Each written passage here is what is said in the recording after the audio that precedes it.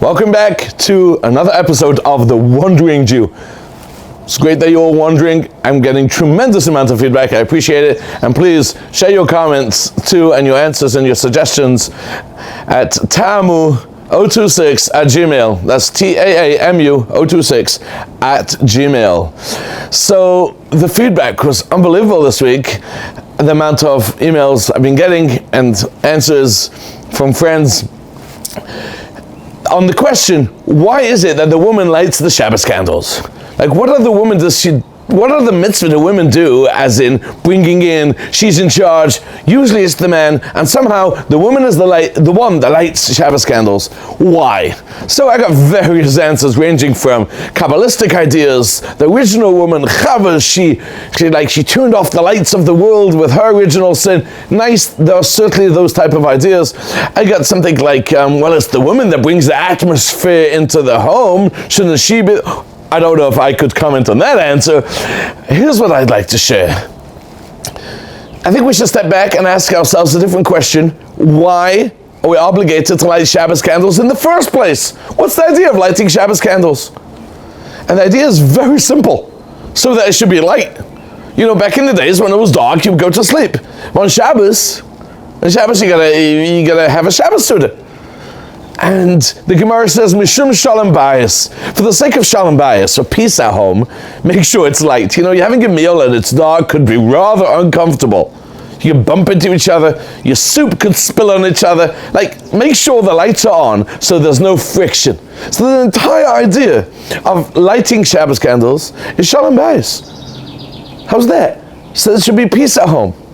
Now, you may know, there's a custom that the men are the one that prepare the candles. They put the candlesticks out, they put in the candles. Some even have the custom to light the candle and turn it off to blacken the wick, to make it a little easier.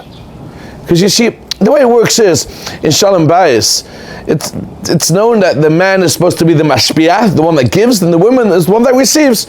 But don't we see that women have the power to give and give and give? And says, yes, they give tremendous amount. If the husband is there at the beginning, 5 minutes of undivided attention giving to the wife has a power for hours on end to go on.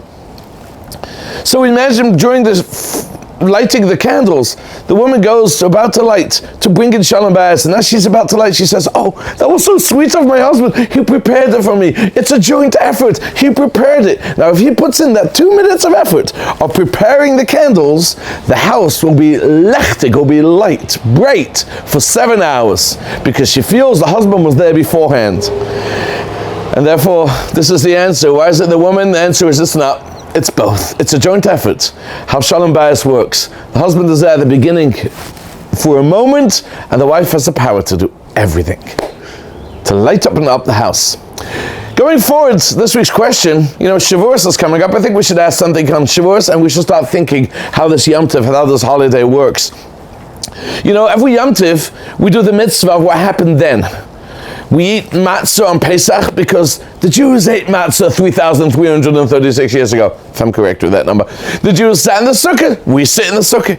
Well, what happened on Shavuos? Hashem gave us the Torah, all the mitzvahs. And what mitzvah do we do on Shavuos? Nothing. Cheesecake, which isn't a mitzvah, it's a nice custom. Flowers. Like, God gave us the actual Torah, gave us all the mitzvahs. Wouldn't it be nice, like maybe we do some of all the mitzvahs? Maybe on Shavuos we should be eating matzah while sitting in the sukkah and blowing shofar. Of course, while freeing the mother bird of Shiloh HaKan. Oh, of course, simultaneously refraining from eating milk and meat and wearing a shawl with wool and linen. You get my point. The question is, on Shavuos Hashem gave us all the mitzvahs, and we don't do a single mitzvah other than it's Yom Tov, we don't do malachas, we don't drive the car, but what additional mitzvah do we do on Shavuos? It's all boiled down to cheesecake and flowers. Why? Be the good Jew, and continue thinking. I'd love to hear from you.